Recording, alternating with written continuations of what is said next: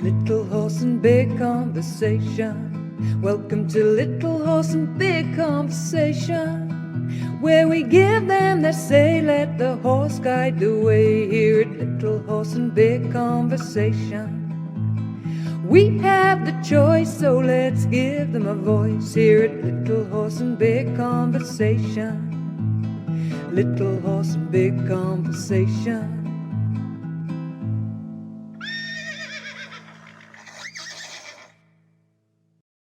Welcome to this next episode of the Little Horse Big Conversation podcast. You are here once again with me, Amy Mitchell, and my co-host, Ross Cooper. And this week we are very excited to have with us Dr. Tomas Teskey.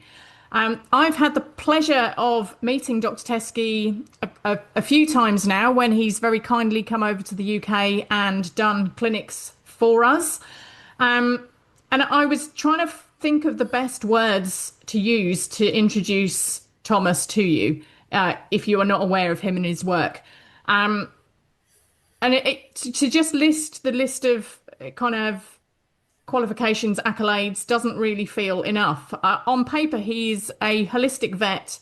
He's an equine dentist. He's a hoof trimmer.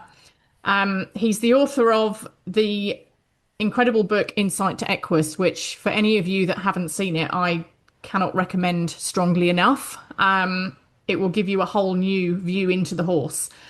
Tomas, for me, is one of the few vets that I'm aware of who truly looks at the whole horse and its environment and all of the things that we do with horses and that we can do to create a healthy environment for horses that will actually promote real healing and health from the horse.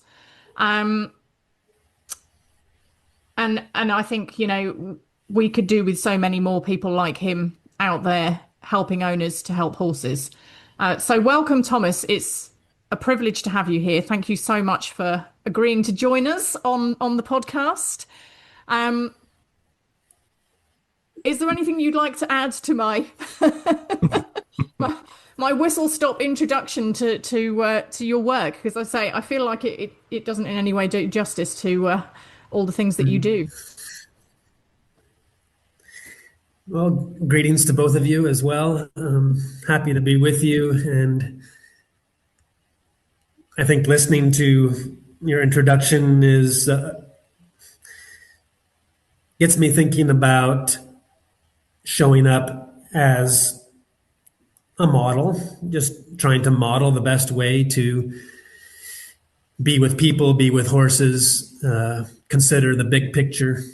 I really want to consciously walk my talk, basically, not just say one thing and do another. I really try to learn from the horses and then apply what I've learned from them to my work and education. And more and more I have a passion for sharing with people the cool stuff but it's cool to me. And I find that a lot of people also think it's pretty cool to learn about these animals that they're so attracted to and curious about. So that's a good place to be. I enjoy that. And so more and more, I hope that I can continue to write about it and speak about it and do some work. But I would say I'm not trimming as much, not doing quite as many hundreds of horses' teeth as I used to, just with age and human body related stuff. But there's a lot of work to do. So I hope that I can still continue to write and talk about what we're doing. Yeah, I think you have a really unique perspective.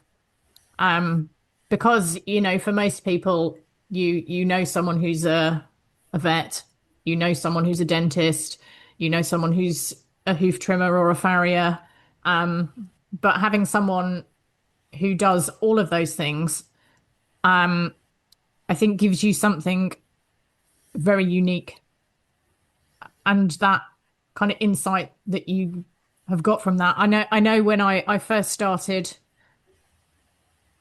looking at your work and I was looking for someone to help with teaching people about teeth and dentistry, and I was kind of looking at seeing the correlations that you've been managing to draw between things that you're seeing in the body and things that you're seeing in the teeth and things that you're seeing in the feet. I think is a pretty unique and very interesting perspective. Yeah, that's one of my favorite things to look at. Anymore, it's quite the interesting little game that I play with myself when I'm with somebody and their horses, and I'm watching them move around, and we're talking about everything that's going on with the horses, and you'll notice everything from behavior to movement to posture to how they position themselves when they turn, and just all these little nuanced things. And then just out of the blue, I'll say, I'll bet you when we look in their mouth, we're going to see this. How much do you want to bet me? And, more than 80% of the time, I win that little bet. And I'm like, and when I don't win it, I'll think, oh man, what's up with that? Oh, we got to check this. Oh, so I don't take it as a negative thing. I take it as something more to learn, or what about this? Or isn't that interesting? Every horse, every person, every day, learning something, and just have to stay alert. Have to really watch very carefully at all times to pick up on these things. It's always changing. It's always a different situation, different set of circumstances, and thank goodness, because I think I need that to stay stimulated. I get extra curious about things, and so that's how I roll with showing up at a place and working with people. Yeah. Where did that start for you? Where did what made you first want to go into veterinary practice, but then what made you start to look at how you see the horse in a holistic way? Well, I would say I was always quite inclined to be curious about things in nature, biological sorts of things, how the body worked, and was always very interested in anatomy, physiology, and science-based stuff. And so as I followed some footsteps of my father, who is a small animal veterinarian, and I wanted to be a little different though. So, I'm going to do large animal. And so that was my way to be a little different. And then I bet you it was only 4 or 5 years getting out of school when I really started to, if you were looking at me, you probably would have said I had that what the hell look on my face, like, hey, what about that? What about that? How come you didn't teach me about this? Why isn't that getting better? I did everything you taught me to do to fix this problem, and it's coming back. It's not fixed.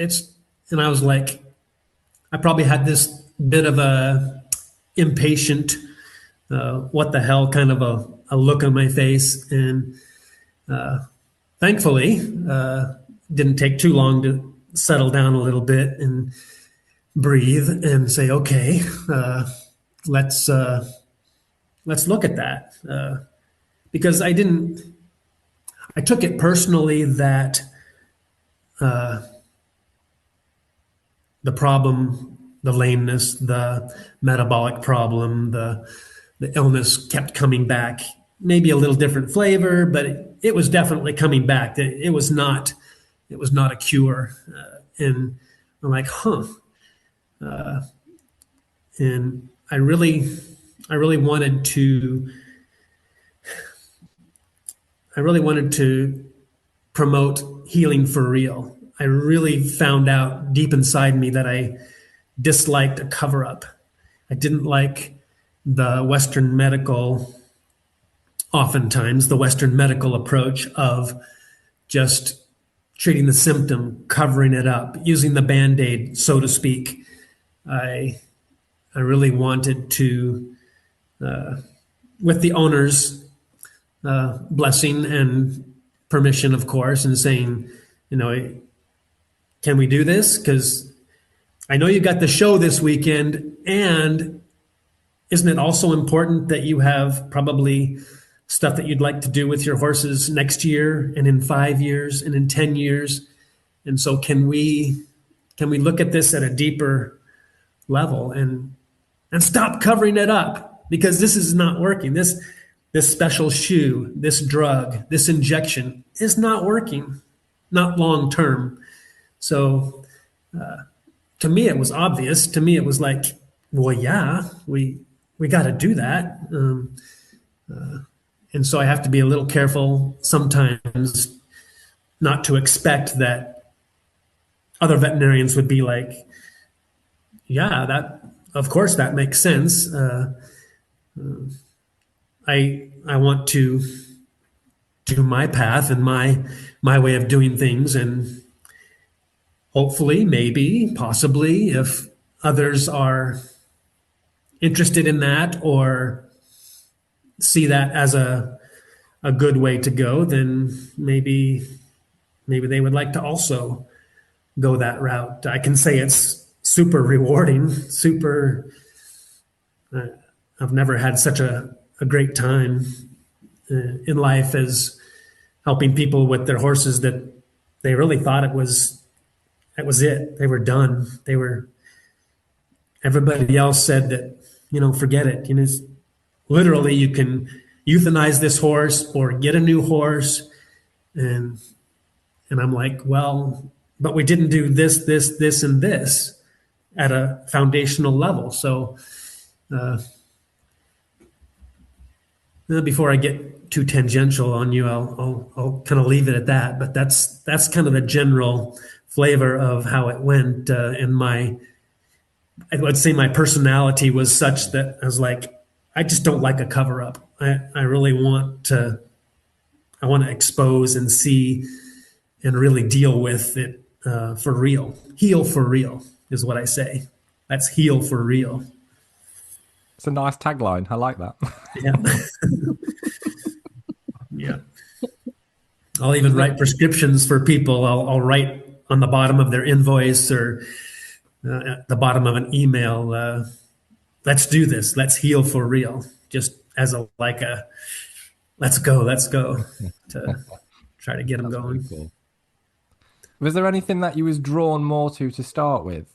Because I know from seeing your work and from what Amy's told me about your work, you have a very close and vested interest in the connection between the dentistry and hoof balance. So were they two areas that you were drawn to begin with, or did one sort of take precedent over the other? Yeah. Definitely the hoof care and just the rampant lamenesses involving deformed and poorly adapted and poorly formed feet in horses really got me into this way of thinking more than anything else. And I really had to go back to school and take some special time and dedicated time and interest to get into the hooves and do the dissections, do the in-depth work with that, and really got interested in that. I was already interested in farriery. I knew how to shoe horses. I did that on my own, and did that as a little bit of work when I was younger. And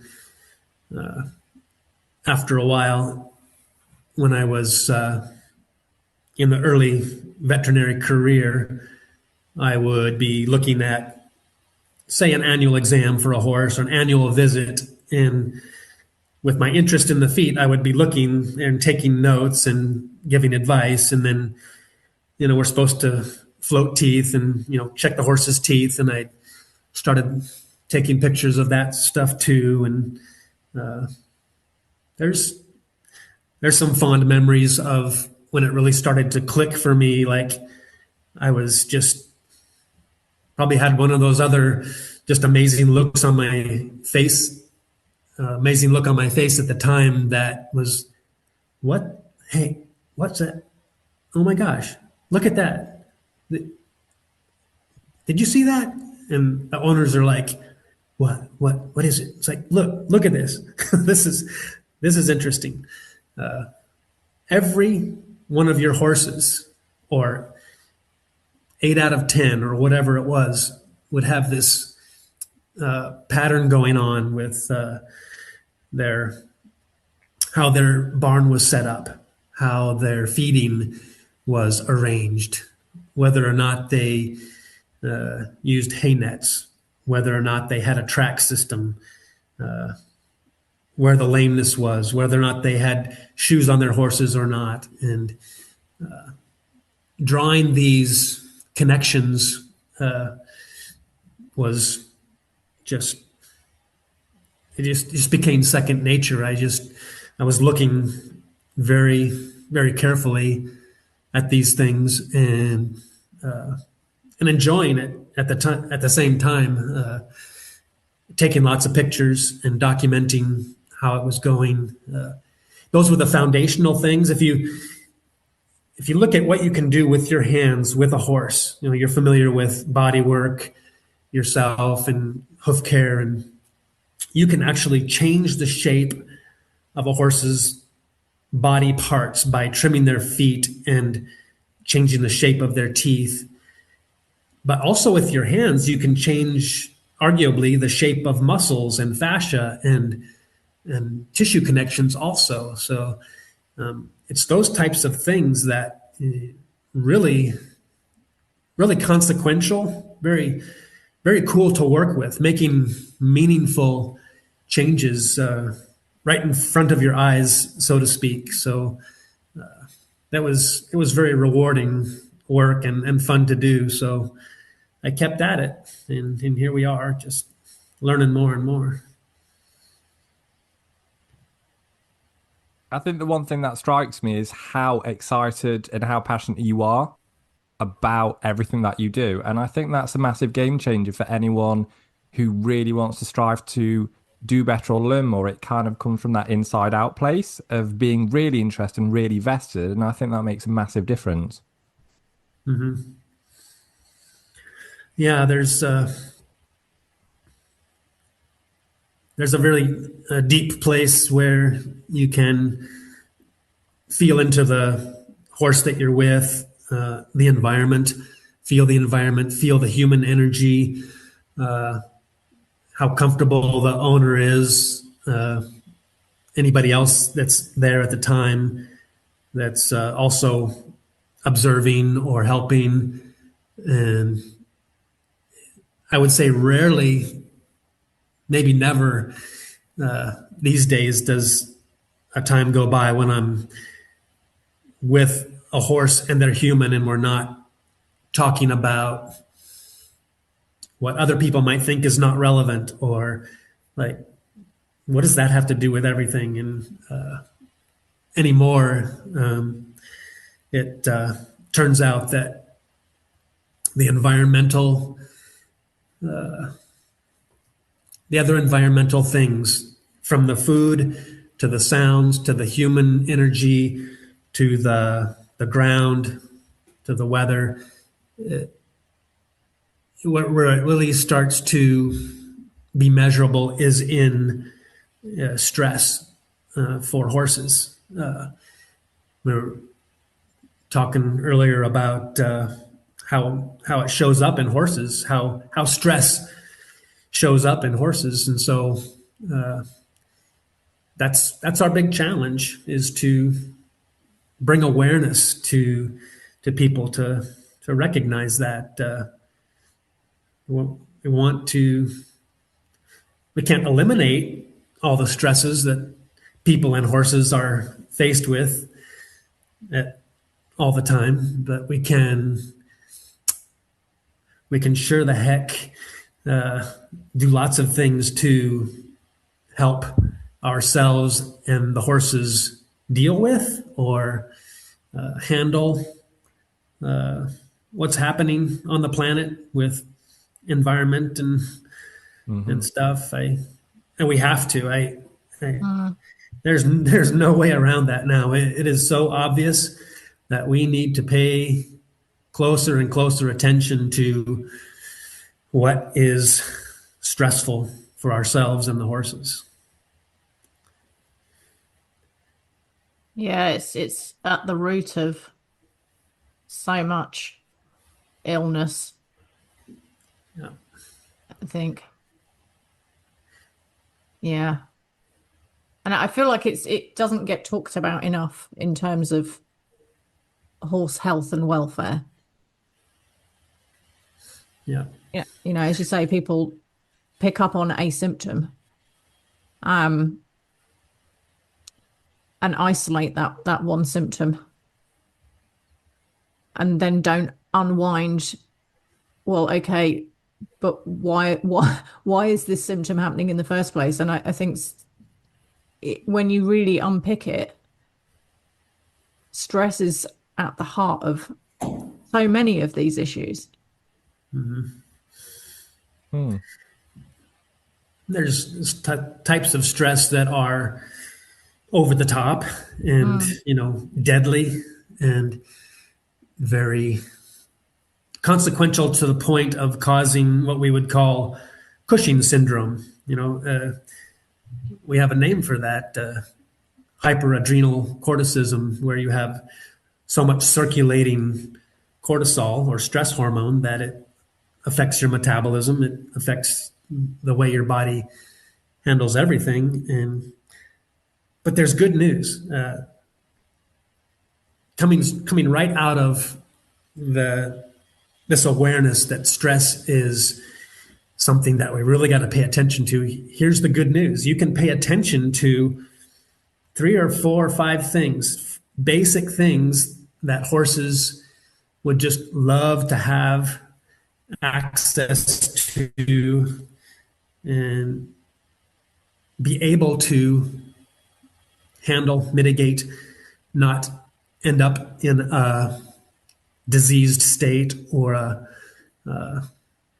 on death's door, really, because why? Because you offered them very basic things like freedom of movement and a grass-based diet and some friends to be with and somebody to take care of their feet and their teeth. And that's about it. As far as big categories, that's why I give my little bookmarks out to people that have those things on there. It's like, take care of their feet and their teeth. Where's their friends? They got some grass and they got some space to move. Okay, let's go. Is it that easy? Well, mostly. We don't have to.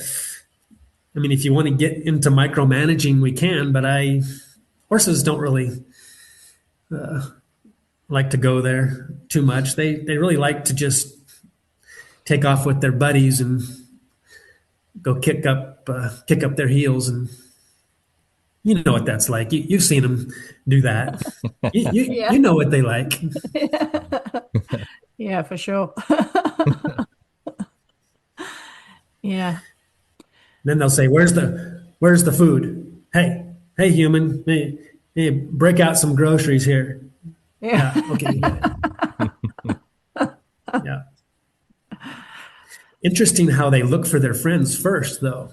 If you want to see something interesting with horse behavior, it could only be just fractions of a second when a horse comes into a feeding area or something, they'll just glance for their buddies real quick, or whatever they're doing. They're like, guys, are we? Oh, okay, we're here. Good. Now we can eat. Or, guys, did you see that?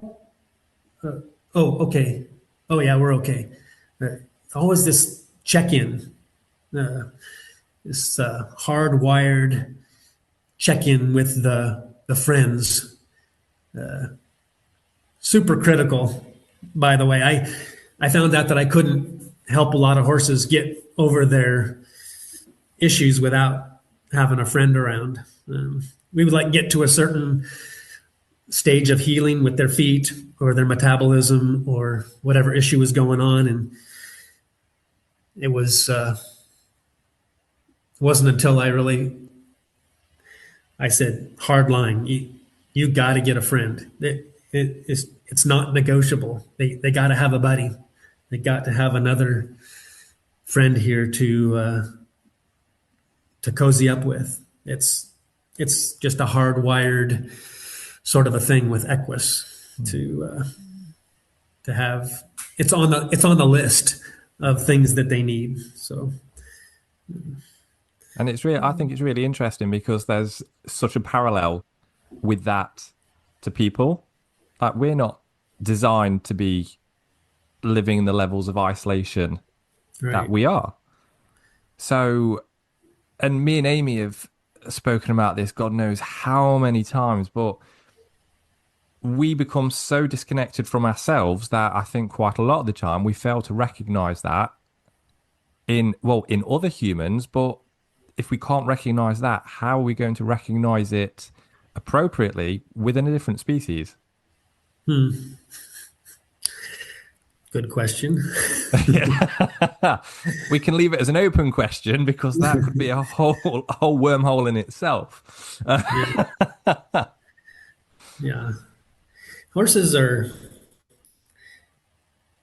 not keeping up so well with our level of technology, lightning fast communications, artificial intelligence.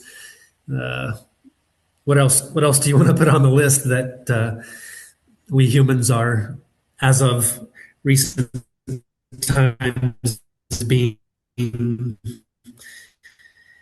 distracted by? Isn't that remarkable how it's very likely not something that's on their list of things that they would be worried about, stressed about, lose sleep over. Where's my food? Where's my buddies? Where can I run? Am I safe here? Okay, good. Yeah. And the presence with that, just 1 second after the next, just that ever-present awareness of, do I have what I need in this moment? And how about now? And how about now? And it's a pretty cool place to visit. I highly recommend it for people to do that. Maybe go out with your horses and just sit down and shut up for a while and just be there. Maybe that could be quite a revelation. if you want. I was telling Amy on a voice note the other day. I ran a weekend camp a couple of weeks ago, and as part of the framework, I spent probably about 45 minutes to an hour doing breathwork exercises with everyone. Just as a small group, and I think I gave them 4 different exercises to do. And after we'd finished, because they came to the camp with their individual horses, I suggested everyone go off, start with a bit of diaphragmatic breathing, and then pick one of the other exercises that I'd suggested, whichever one they felt resonated with them more. And it was really interesting to gauge the feedback from how the horses responded to each person, but what they felt just being still with them, which is something that 90% of those there just never do. Right. I would also argue that when somebody is wondering whether or not that's going to be useful, is this worth doing? Is this okay? Now what? The human squirrel mind is going like, okay, now what? Now what? It's like, okay, just everything, everything will move in a flowier direction, a better, more peaceful, more harmonious, more better direction. I would argue, because that breath work, that presence, my goodness, wow, that's cool stuff. So wouldn't it make sense that the time spent with your horse in your special riding or sport or game or play or whatever you like to do with your animals, wouldn't better? Wouldn't I think so? Try it. Just Yeah. extend the invitation. A lot of people don't get too crazy about being told what to do, so I just like, if you want, yeah, come on, let's go, let's Yeah. let's do it. Yeah.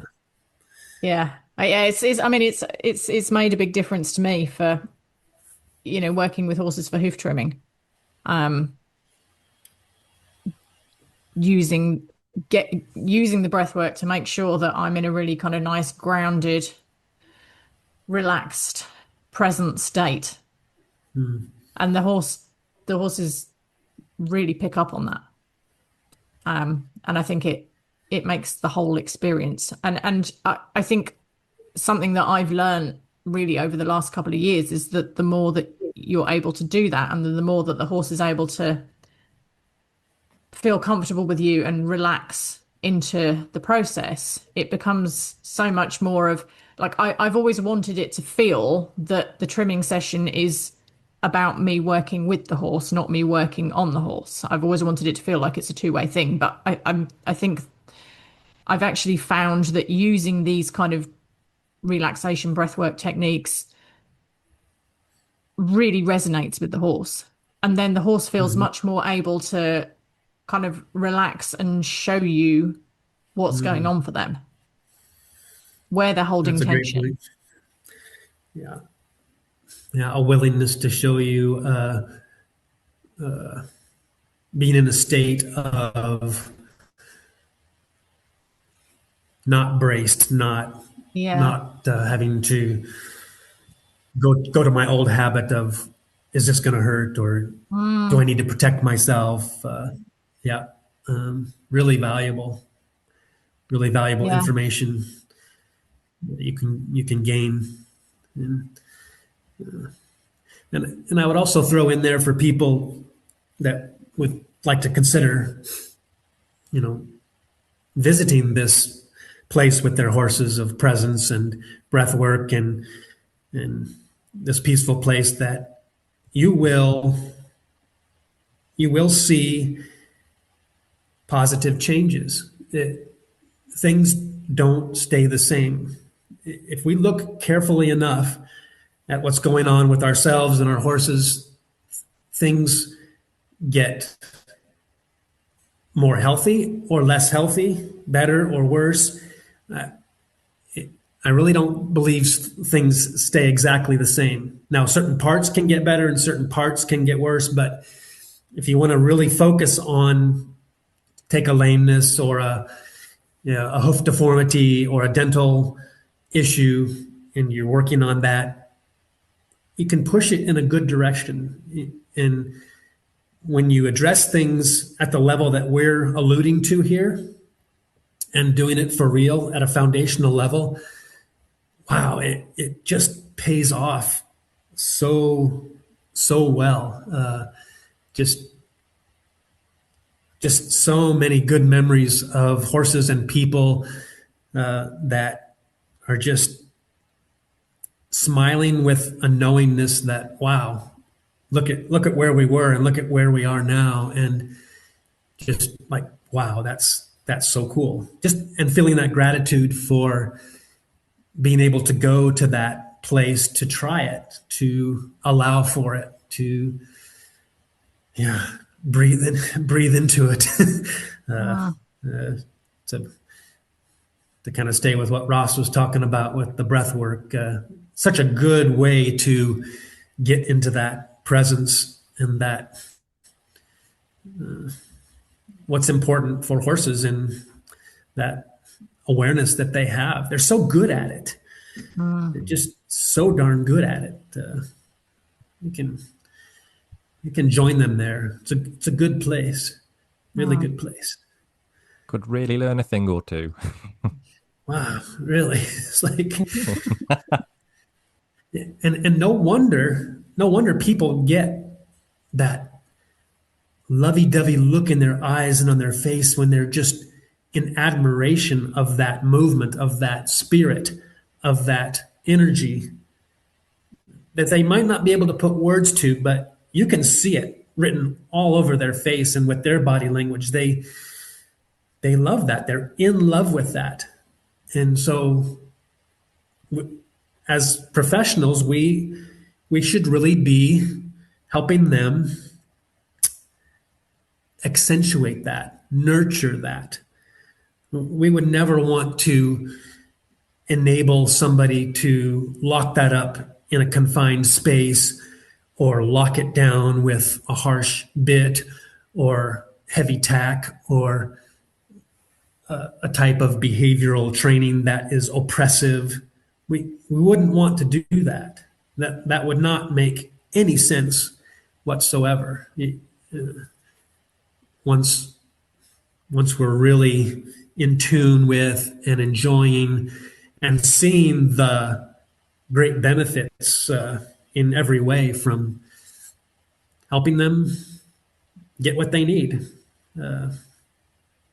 It's staying in that great space of awareness with them. I know that a lot of times people want to get back to, a lot of the specifics about what they want to accomplish. But for my intent and purpose here, if I was to really have a take-home message, it would be to, hey, whatever you want to do, whatever you would like to accomplish, please consider providing these 4 or 5 things foundationally, and you'll be happy about, and you'll join up with your horses in ways that I'm almost sure you'll be pleasantly surprised. Not that you won't go through some, some learning curve or some occasional frustrations, but hey, we're learning, and I always extend my help for people. I mean, if somebody emails you about a horse that you happen to know, I would bet that you're like doing the best you can to help them as well. It's like the teamwork, not just showing up once a year and being like, okay, see you next year. No, my clientele is very often every few weeks or months just checking in, like, oh, how's that going? And it's like, oh, don't forget about this. It's like, oh yeah. Just that little kick in the pants, or that little encouragement, basically, to keep going. We need that. You mentioned people staying connected and what we get from each other. That's that's critical. We really need that sense of being seen and supported with what we're working on. So that's why I share my email with everybody that I do a clinic with. For example, not everybody uses it, but a lot do, and that's great. I like that. I like staying in touch with people and hearing about what's happening and getting pictures.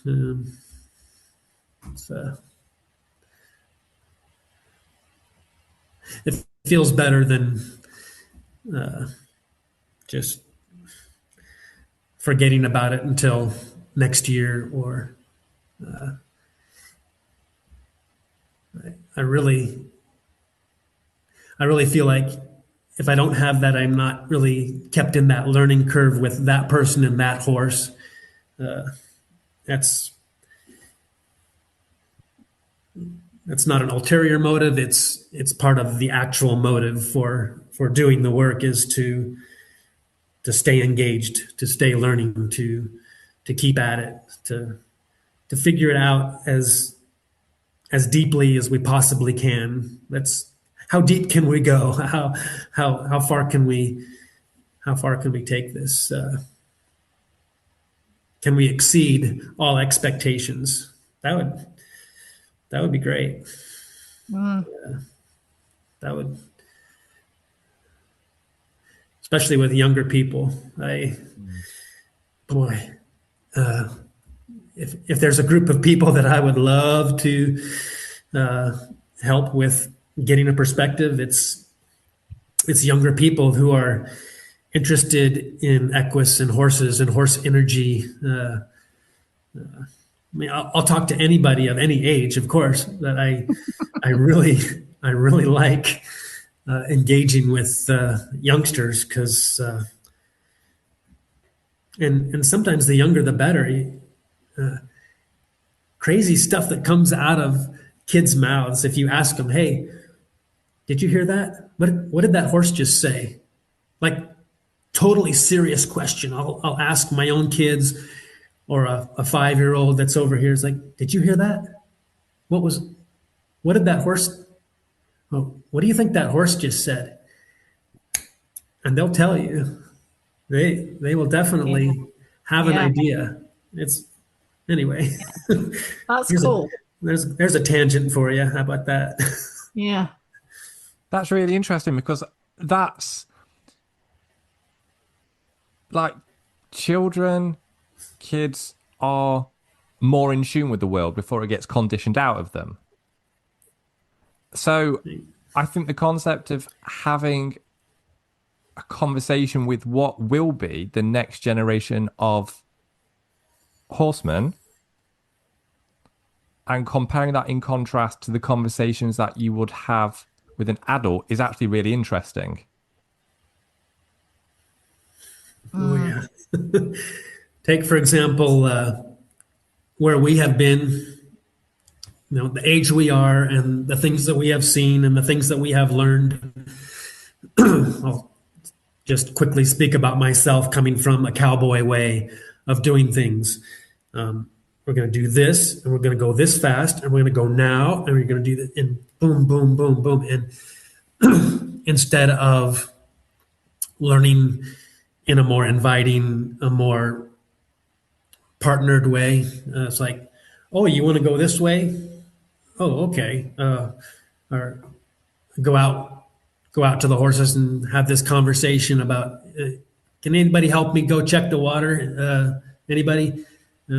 Instead of going up to my favorite horse, or the horse that's next on the list, and saying, "You get over here now, stand here."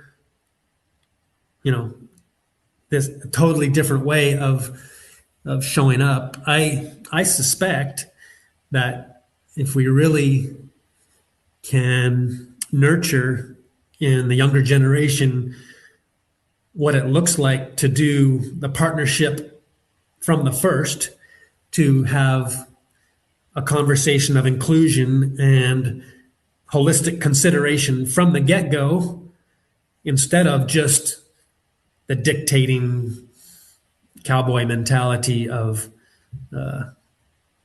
do this, do this, do this, then that would be amazing, because in my way, I learn things by contrast, by comparing and feeling the difference between what it used to be like and what it is now. So, and I can speak to cowboys and have them in tears about what has happened, and I'm like, man, I know, yep, I know, yep, and you didn't know, did you? No, I didn't know. I was like, okay, so let's go. Now we know, versus talking to kids that have no concept of what it would be like to spur a horse, or jerk their mouth around with a curb bit, or tie them hard and fast to a tree for half a day, or any of that kind of stuff. They're more in tune with what it's like to go for a walk with their horse, or a picnic, or a conversation, or go on their favorite trip around the farm, or who knows what they're wanting to do with the horses. So you see what I mean about learning from contrast, learning from what you used to do versus the way you do it now, versus what is kind of a very hopeful thing for me, a group of young people who would learn the partnership way to begin with, and be like, well, yeah, that's how you do things. That's the way it is. It's like, wow, yeah, that's so cool. That's quite the picture of rainbows and kittens there. I mean, that's amazing and real, and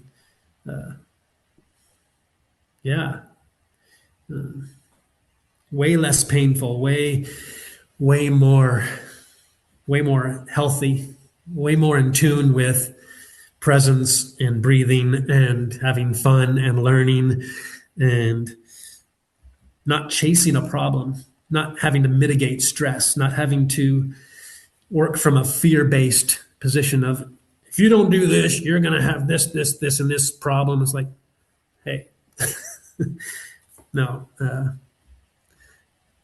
Anyway, that's kind of my speech on how we can learn different ways, and what we could maybe hope for to model what it looks like for the people coming up, that, hey, this this could be they wouldn't really even have a concept if you were to tell them old stories, or if they were to read books about how horses used to do this in war or in the Old West. They'd be like, oh my God. Yeah. Oh my God. You're kidding me. It's like, yeah. Like, yeah. Yeah. We've come a long way. Thank God. Yeah. Yeah. Yeah, it's an interesting one. I think that's a fantastic vision, but you've got to have the people modeling that in the first place.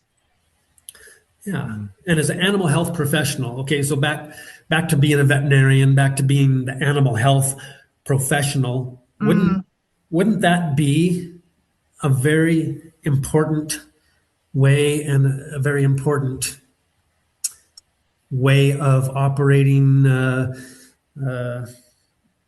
message to translate for people from the horses? This is what I need. Yeah. What is that thought bubble above that horse's heart and head saying? What do I need? As the animal health professional who's supposed to be about welfare, about excellent professional care and good health and long life and all good things about being healthy. Yeah, I think that's highly relevant. I think that is my place. I think that is important for me to jump on that pedestal, if it is. I don't see it as that. We can go out and lay in the pasture and talk about this too. That's fine with me. I'm as human as they come. I got horse hair all over me most of the time, so Yeah. that's where I would like to meet people and talk about it and do it. So In your line of work, so I remember I had a conversation with Amy probably a few years ago about how vets are seen in different parts of the world. So here in the UK, quite often vets are seen as leading authority, gold standard. You can't ask questions. Whereas I think from what Amy said previously, you know of some vets or European vets, which are a lot more working with the owner, with the team. So in your experience, how or why do you feel that veterinary practice hasn't adopted a wider perspective of looking at things? it's the same human sorts of things that you would run into in anybody in life or any profession or whatnot. So to find the compassionate place, the empathetic place for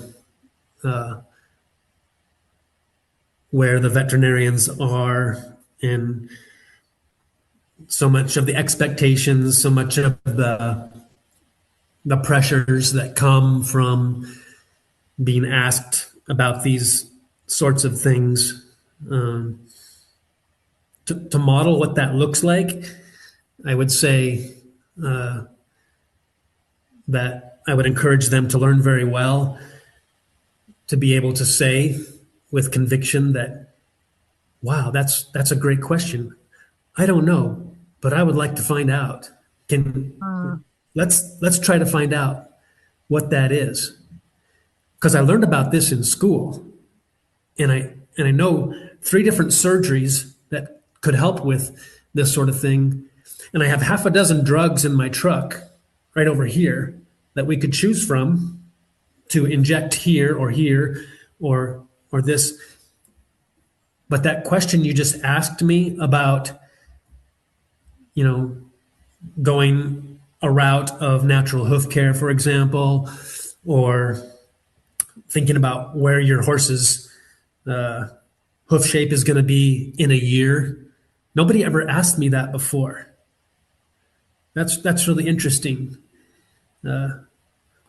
You hear how that sounds versus the other extreme would be like, oh, I don't do that sort of thing. It's like, or don't tell me how to do my job, or it's like, I know all the good stuff. And it's like, you don't have to worry about that. It's like totally one versus the other, and everything in between.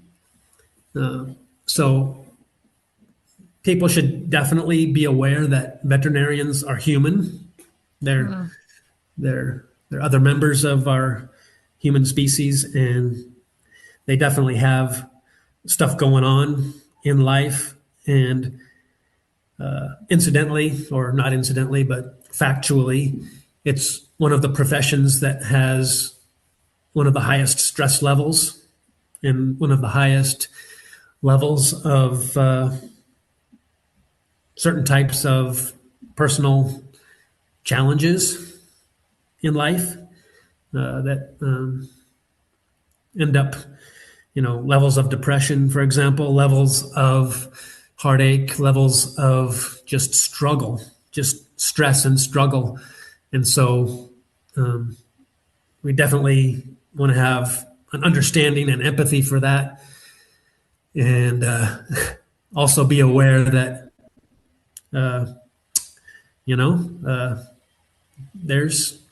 there's a way to have these conversations.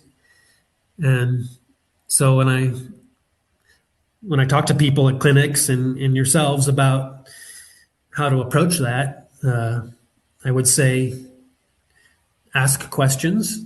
Just be like, hey, Dr. So-and-so, I was reading something the other day and I heard about this, and this reminded me of my horse, and sounded really cool. Do you have any insight into that? Or have you ever heard of that? Or I could really use some help with this. Or could you help me with this? I could really use some help with this. See how that might, maybe. If not, what do? You go to the next. If there's a little opening or a crack in a door, you can get in.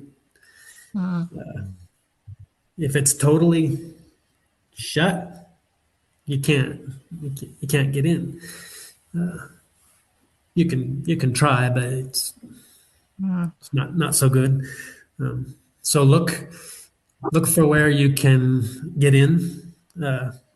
Use that, if that helps. A couple of those just conversational ideas about approaching your professionals, your farrier, your trainer, your veterinarians. Like, hey, I heard about this and that. Have you heard of that? I really want to try this. Can you help me with this? It's like, maybe. I don't know. Yeah. Yeah, it's a nice non-confrontational kind of curious way of developing a conversation rather than, no, I don't like the answer you've given me. Come back when you've got something different. And I also realized it's a little bit childlike, which is not bad. We were talking about, the child's perspective and not having it being trained out of us. You were saying, Ross, about how kids don't have it conditioned out of them. It can kind of get into that childlike state of curiousness, wonder, with a genuine question like, I found out about this. Do you think that could be possible? I'd like to try this. Can you help me with that? In a way, it's almost stroking the ego a little bit, but not for no reason. Yeah. Work with what you have. Keep it real. Work with what you have. Move things in a good direction, always. And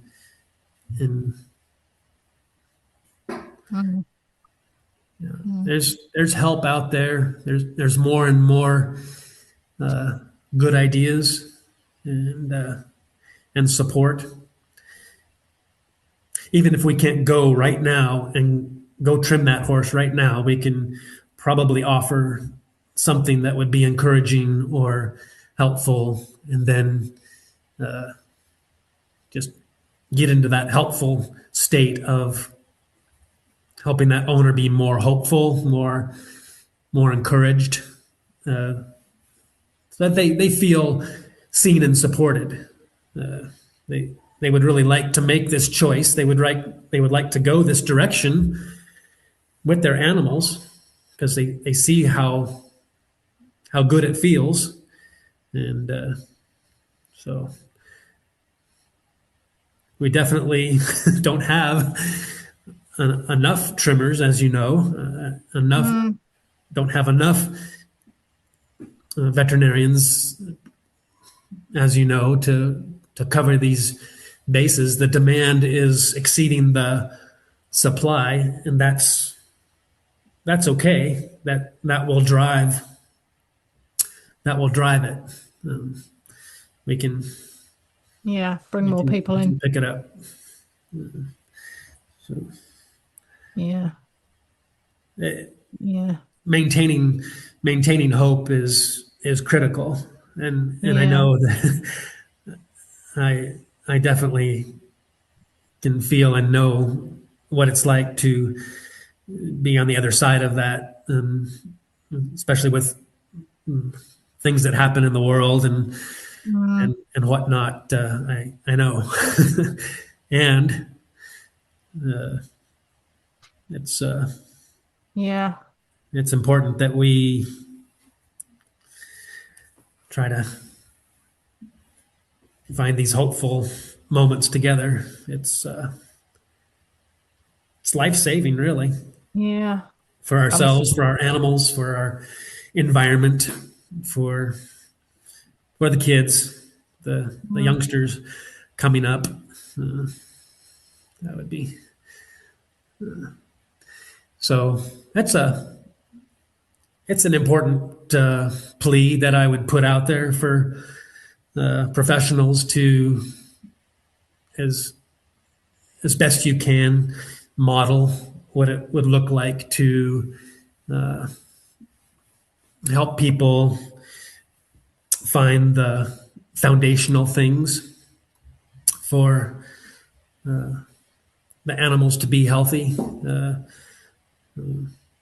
Really find your voice about, hey, that confinement, that life in that stall, that life of confinement that's not healthy. That's just, we don't want to do that. Don't hedge around that. Don't justify. Don't try to say, oh, well,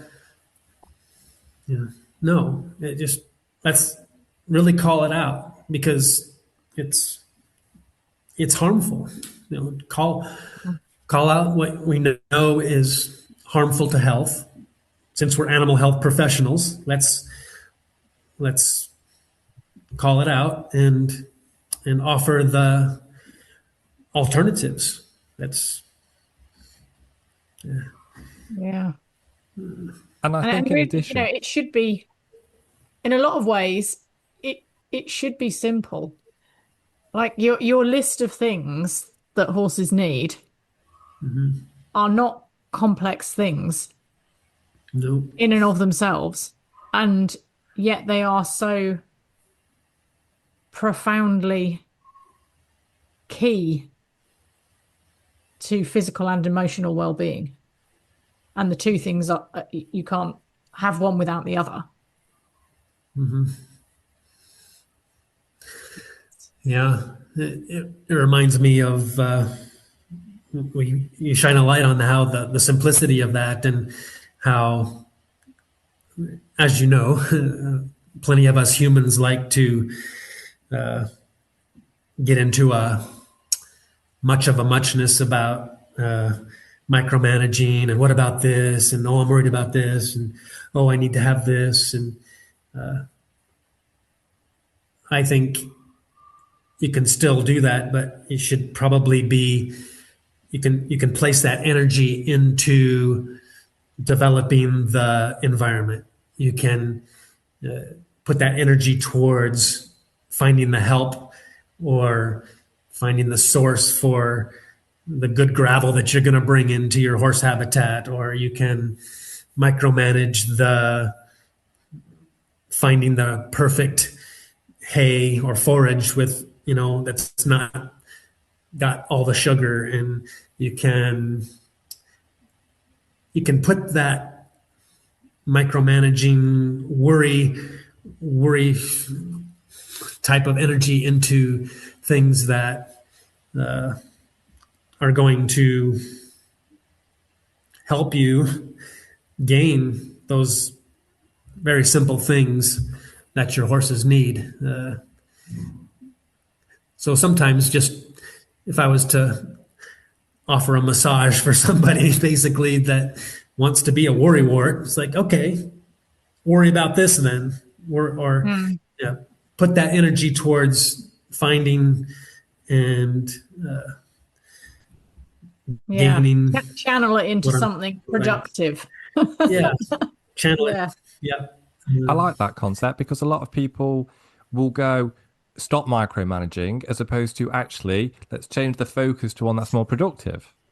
Yeah.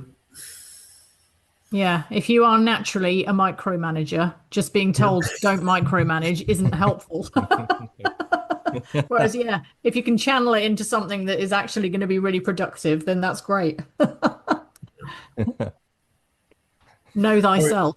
Or you could give them, or you could give them 12 different breathing exercises to go do every this length of time for Yeah. and on this day of the week, or I don't know, but yeah, it's working with what we have. Yeah. We have to work with what we have while we push things in a good direction. It's little nudges, little things in a good direction, because things don't stay the same. They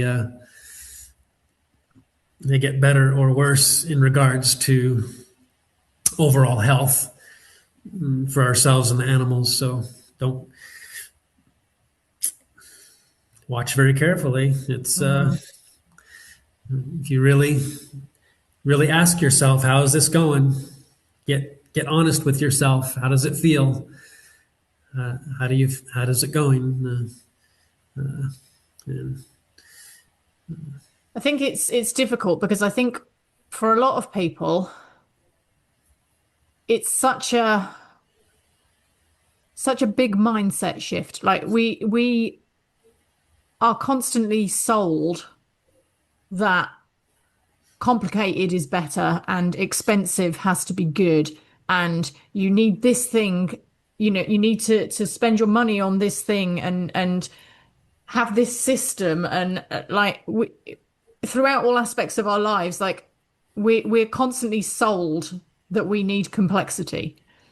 So to then, and I know I can speak to this because I've come through this myself, to be able to then take that mindset of, well, if I buy this really expensive feed and, I've got this bit of technology that's supposed to help with this, that, and the other, and I'm paying for these fancy diagnostics and this medication, like surely that, to be able to take that mindset and say, but actually what we really need to do is to simplify things and to look at these simple basic needs.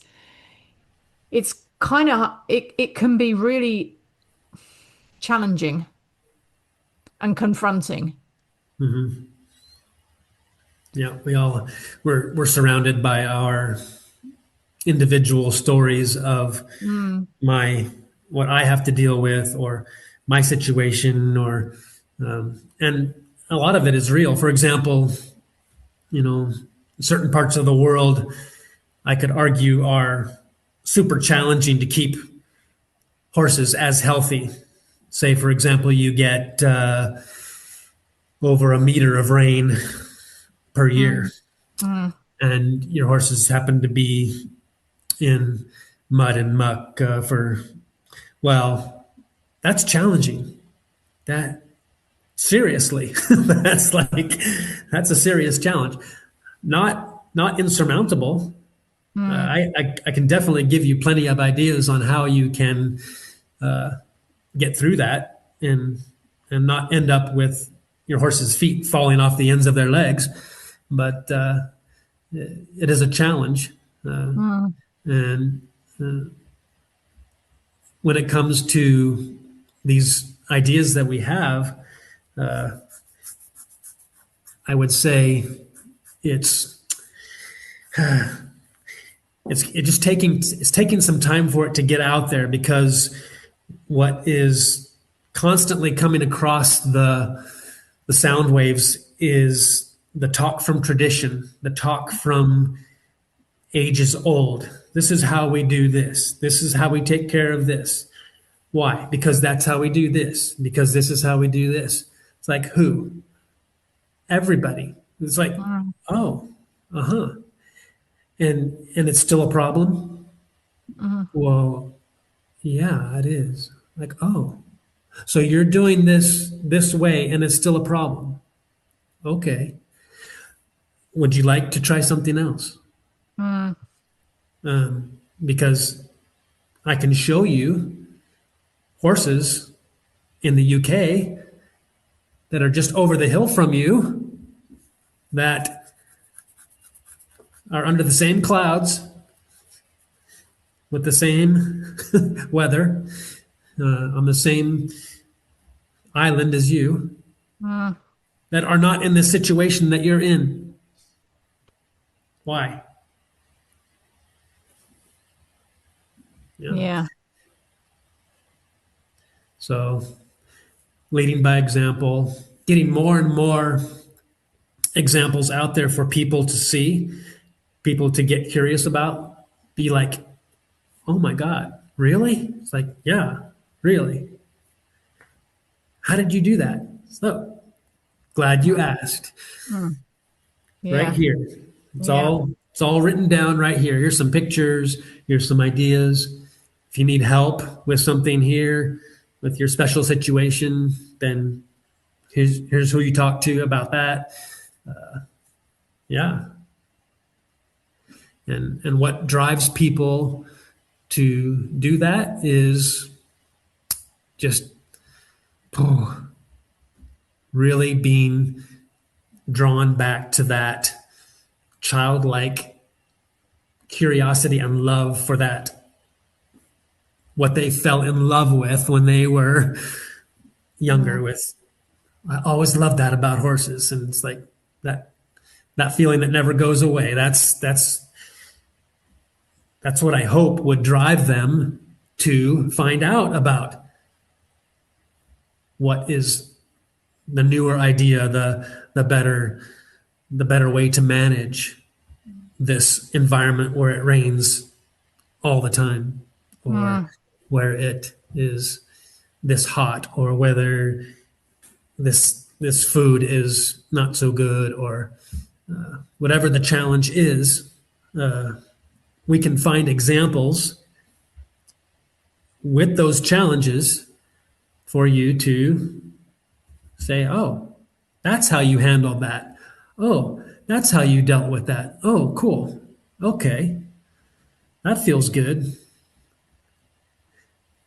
There's horses everywhere in the world because we want them there, not because it's the healthy place for them. Horses evolved on high desert types of places on the planet: Mongolia, Northern Africa, the American West, migrating. They probably migrated through Europe, north to south. They darn sure didn't camp on these green places that people live. They didn't. They couldn't, because they would have been eaten up by the saber-toothed tigers or whatever. Anyway, you want the horses there because you like horses and you want to have them. Okay. Here's how you can do it. Here's the ideas that you need to do this. And you can. It's I learned from the best. I learned from the professionals. You know who that was? The horses. Yeah. Yeah. Yeah. That's what I spent $250,000 on school. But the most important things I learned are in the last 15 to 20 years, because I'm a veterinarian for 31 years now, but the last 15 to 20 years is what I really learned the most about, the most valuable stuff from the professionals that know the most about the subject I am interested in, the horses. Yeah, they have a funny way of talking. They don't sound out the words like this too well, but they do have plenty to communicate. They definitely will tell you what they need and what they like, and it's definitely a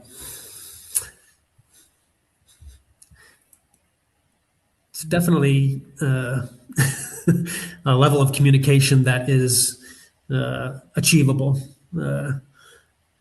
You do need to get out there with them and do some breathing exercises. So get with Ross to do that, and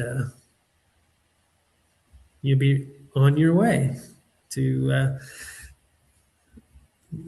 reaching these places. And then if you need animal health professional ideas and professional trimming advice, there's other people around here that can help with that too. So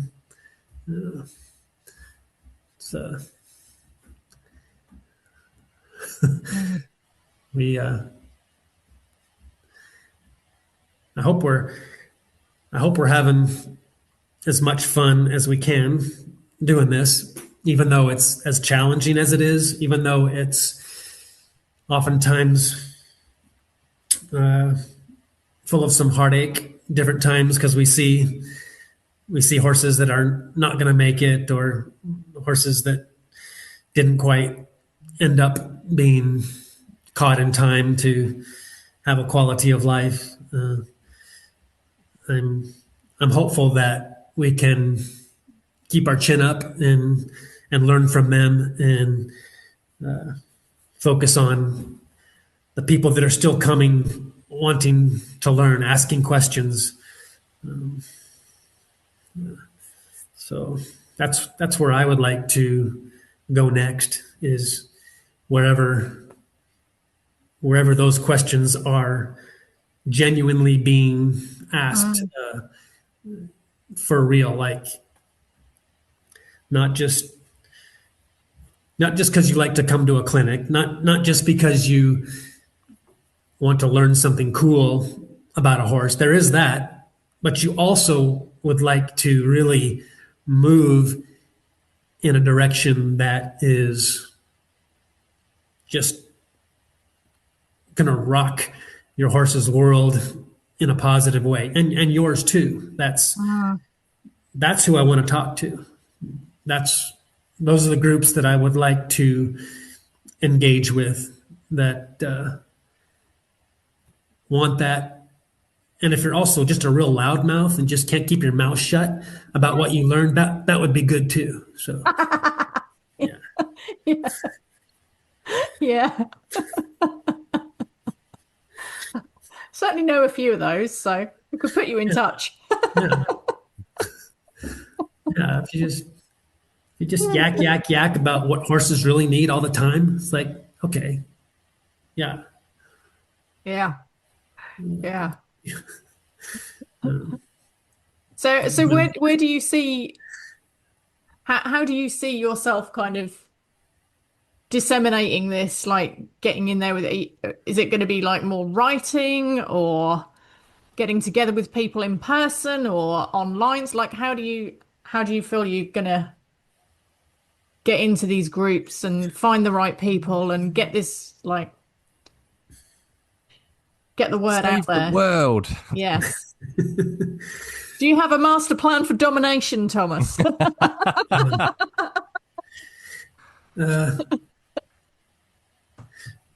I think my advice for any of us that are contemplating that would be to stay in the flow of what's showing up, and being okay with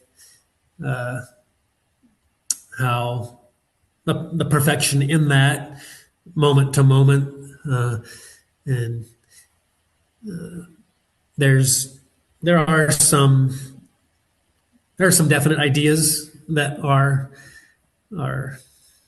kind of popping with regards to trying to write things down in a way that is educational and fun to read,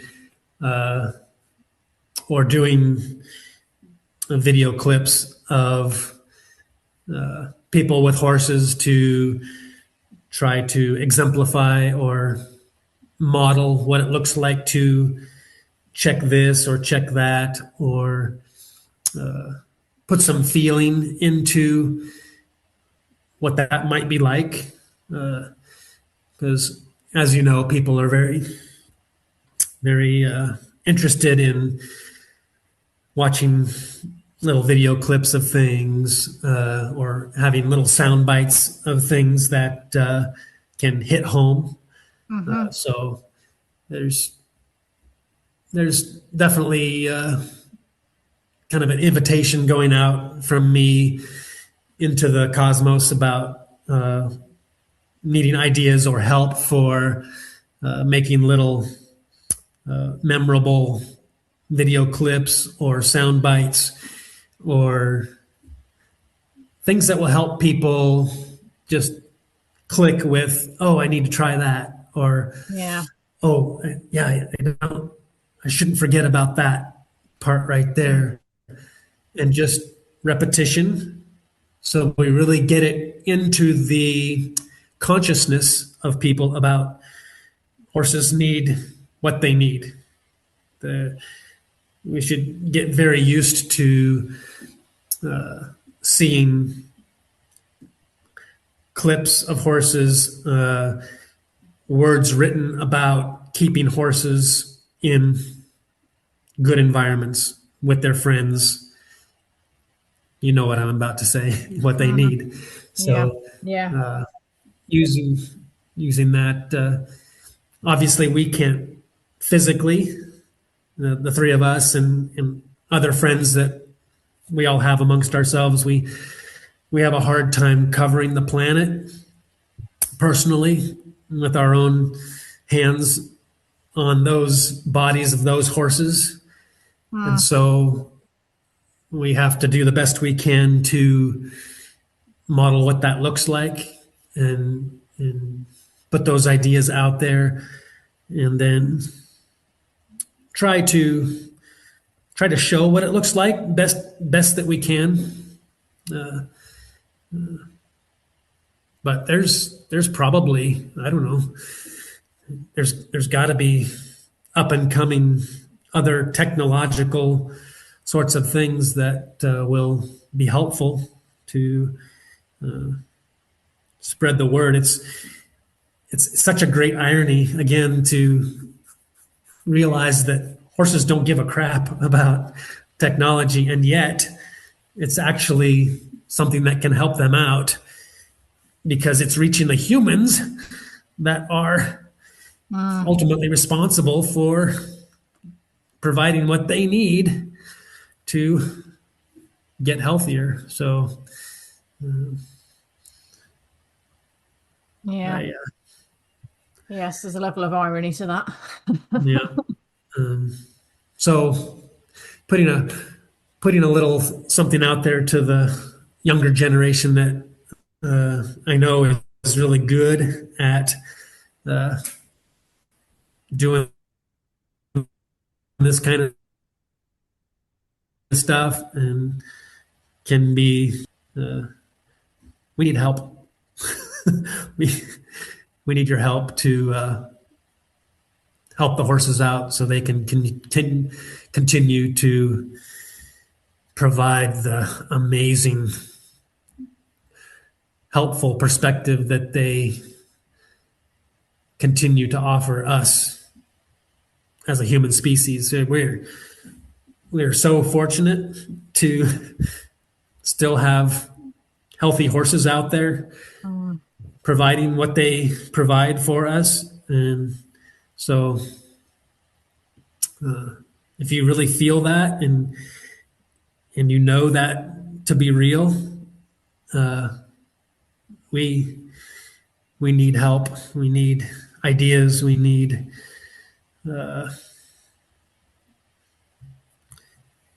you on the team. We want you. We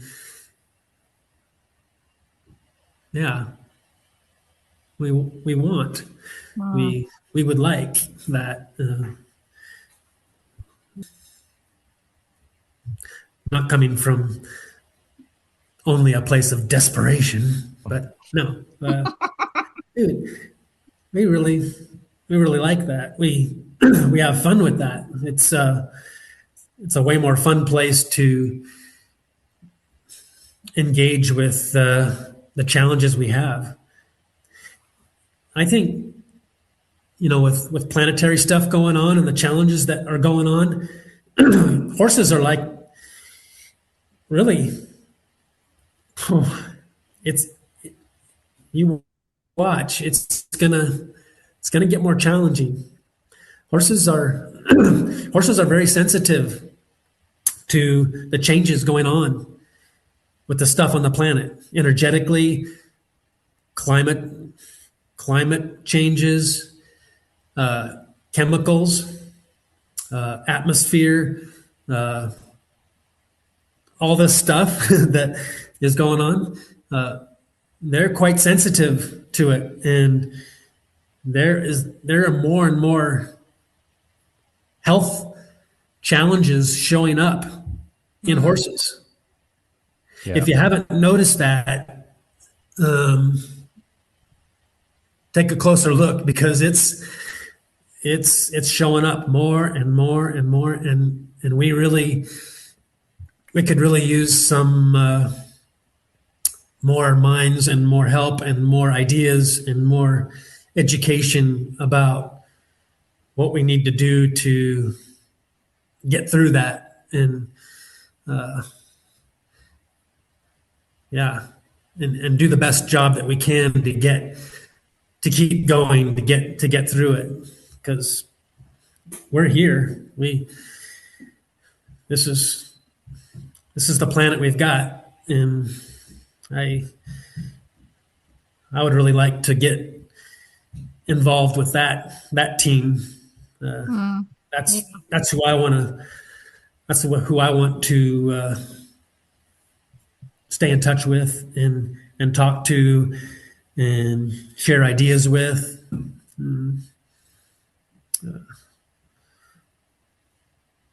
I don't have all the answers. I just have a lot of encouragement. I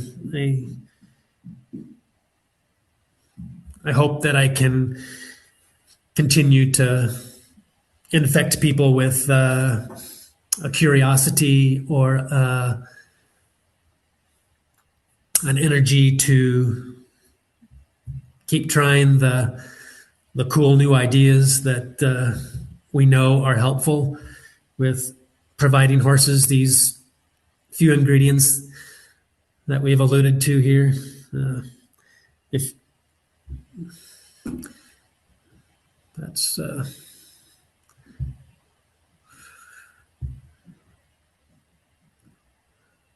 Yeah, I think that, she's saying no one has all the answers. But one of the, and it's a word that's been used a lot throughout this conversation, is curiosity.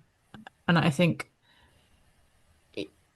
when it's possible to get a group of people from different backgrounds with a kind of a shared desire and that level of curiosity and willing to challenge their own ideas and ideas amongst the group and start being creative. Yeah. Like we're such a creative species. I feel like get a group of creative, curious beings together. Yeah. And some magic could come out of that. Yeah, I think it would have to.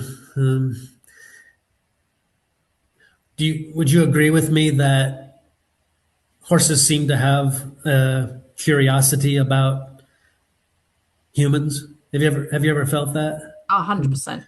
Yeah. It's like, 100%. have you ever just been out there and the horses just kind of look at your direction and like, huh? Yeah. Yeah. Curious, like what's up? What is that? Yeah. And so if you felt that and Yeah. you can get into that space with them, then that feels really good because it's mutual.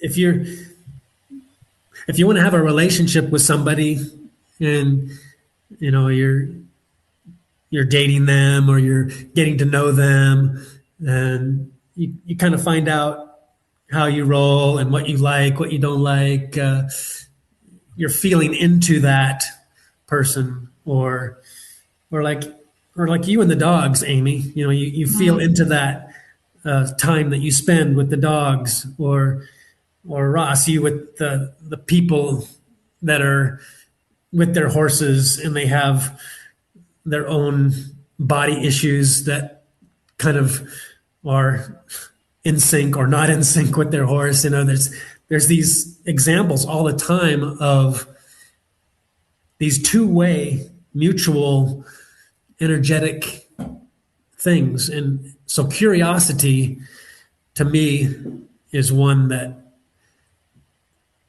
I would really like to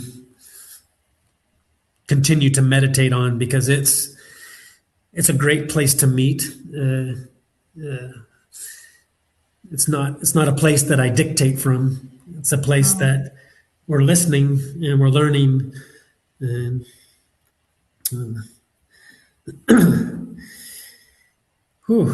it's challenging for sure. I hope that whoever can listen to this big conversation about these critters can feel into some of that possibility for our next big ideas, our next big adventures, because we could really use some good perspectives on where we're headed, how the journey is going to go. We've come from a place in our history with horses where we used them to move our world. I mean, they moved our world, and in big ways. And now we're in this situation with them where we are rocking their planet in ways that is affecting them. So they're still here.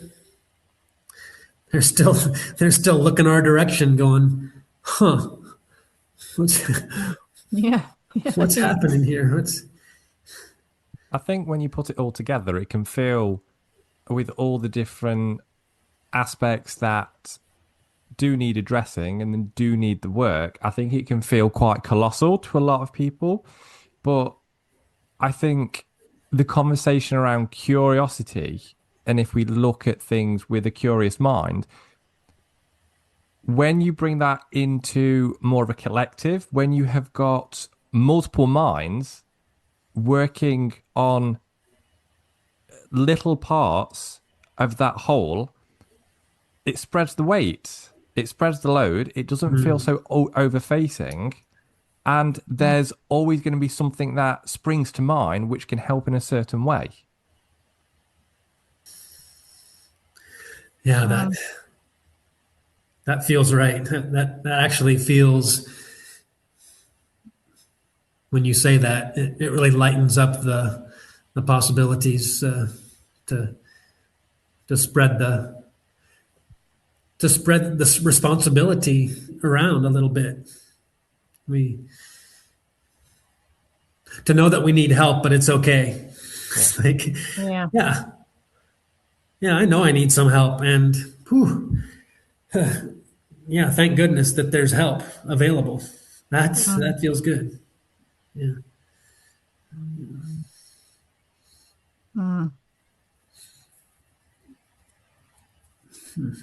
Yeah. I think people listening to this, I hope it's going to give them things to mull over and to be curious about. It's the word of the word of the podcast for sure. Yeah. I And their willingness to take that to their circle of professionals and their circle of people Yes. to Yeah. take that Yeah. further into your own circle of people and see if that is helpful. Yeah. What are the possibilities? Right. Yeah. Or Yeah. to find others who Yeah. share the same outlook or share the Yeah. same wants, or or because it can, again, going back to what we've just been talking about with something feeling colossal. I think some situations that we're in with our horses by parallel can feel colossal.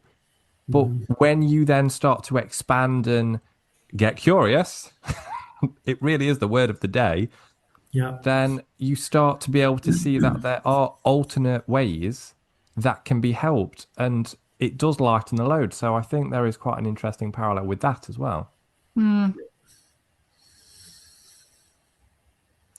I would guess that would have to really open the proverbial floodgates for more of it to, oh, you want curiosity, huh? Okay, here you go. And then like, oh, yeah. Yeah. Because the veterinarian or the farrier or the trainer that you thought would never entertain you asking that question, turns out they actually were open to hearing that. Or turns out that they know somebody. It's like, oh, I heard about something crazy like that. You should call this person. Yeah. Whatever. Yeah.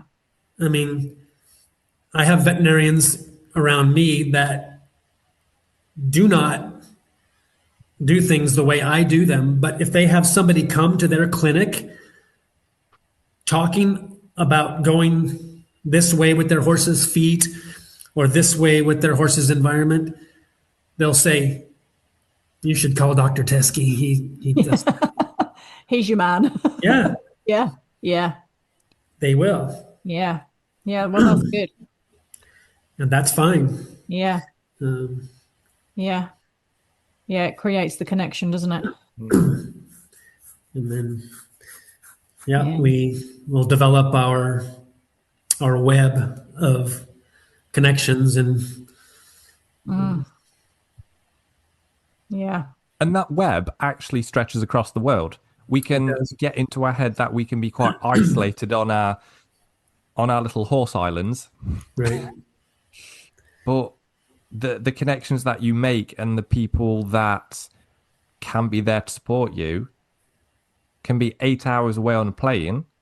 However, they can literally just be a message and a phone call, which is one of the positive things about how technology can help horses out. That's right. So we can be remote, but we're not alone. Yeah. Yeah. Yeah, there's more and more ideas coming. So Yeah. I think we should stay alert to what's coming next. It's not going to stay the same. No, No. I think that's quite exciting. Yeah. So Yeah. Yeah. we'll have Yeah. Well, just for people listening, the three of us are all just kind of sat here with a kind of look on our faces at the moment. All just kind of contemplating where the conversation's been going. We all seem to be looking in the same direction as well. Yeah.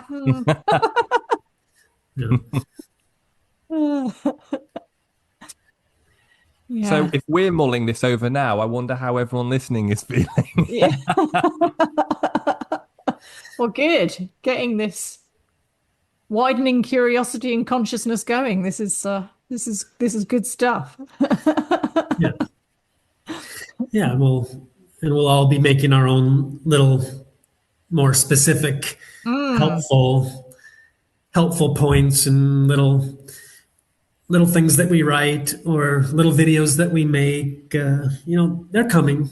yeah. You can, Yeah. as you know, you can find those things and follow those things. And Yeah. I almost feel like I'm trying to counsel myself to stay engaged and stay in the groove because it's it can be overwhelming sometimes to keep up with it all, and or you might get into a frame of mind where it's like, am I really making a difference? Is it really helping? Yeah, it would have to. Mm. It, I mean, when you yeah. I mean, I can speak directly to, yeah having spent 2 clinics with you.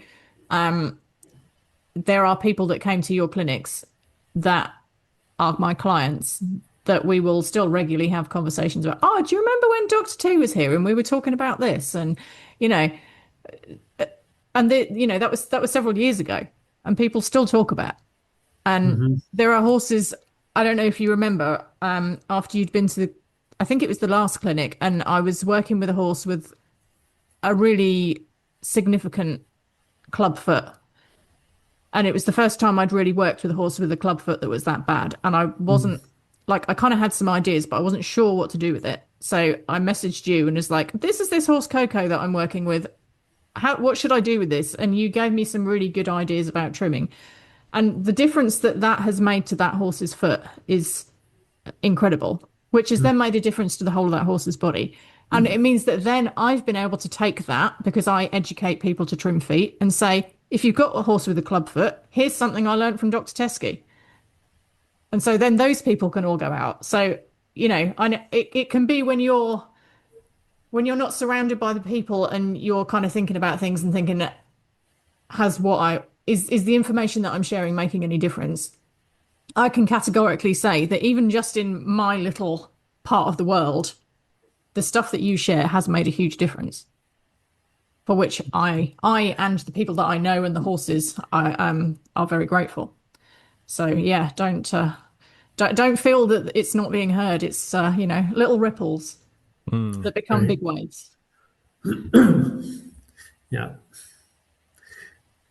Yeah, and what I would like for how I would like things to ripple is to go into that Mm, same resonance or that same, when waves come together, they can either cancel each other out, but we want to roll into, more of a similar wave to go further, have more effect, more positive results. mm, And so, if people feel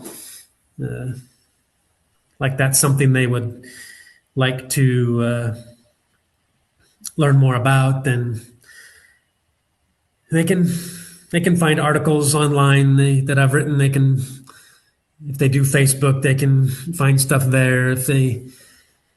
Sorry, I haven't done TikTok or Instagram too much. Maybe I should try to figure that out. Get your I need kids doing that for you. I need some young people to help me with that. Yeah. Uh, but yeah, there's you can get the book online if you want to read what Mm. I've written. Uh, you And can get it I would online. say about, it's not a classic, like people might think, oh gosh, it's going to be a textbook and it's going to be hard to read.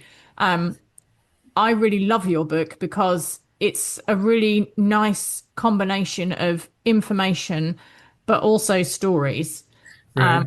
And I love the stories. I think it makes the whole book so much easier to absorb. And there's lots of great photos and things, but for me, I love the story aspect of it. So it, it's a book that you will learn so much from. I find it really inspiring, and I still will pick my copy of it up and think, oh, what did Dr. T say about this? I'm going to go and have another look at that. But like the stories in it make it a really fun read as well. So yeah, I can strongly recommend it. But people do have to get it from your website, don't they? Yeah, I can still send copies out, or Yeah. if you don't want to have a hard copy, you can get a digital copy online now. Yeah, that's good. But yeah, I always felt like telling a story would reach more of the emotional side of our brain to Yeah. try to help make the connection. So that's why I did that, is Yeah. not to just keep it black and white, or not just about certain facts or measurements about a foot, but more of the feeling side of things. So, and hopefully this conversation has allowed people to feel into that as well. Not just talking about how we trim a foot or why we do this, why we shape the teeth this way. We didn't talk about that at all, and I'm kind of glad that we didn't. I'm glad that we are on the more feeling side of things, because wow, that's exactly where horses are meeting us in that state that they're in. They really they really do well with us in that space of mutual curiosity and sharing of ideas, and so I hope we can continue to model that, and that people should also know that we know how to trim feet and we know how to do dentistry.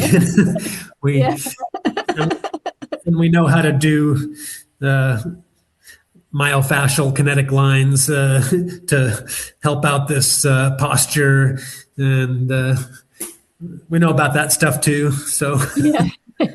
yeah. Yeah. Yes, for sure. Yeah. Yeah. Well, I think it's because you're an hour ahead of us, so you're probably getting into your evening a bit. Yeah.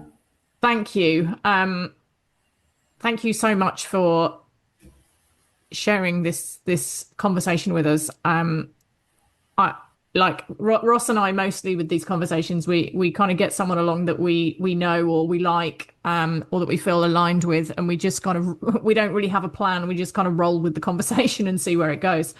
But I've thoroughly enjoyed this.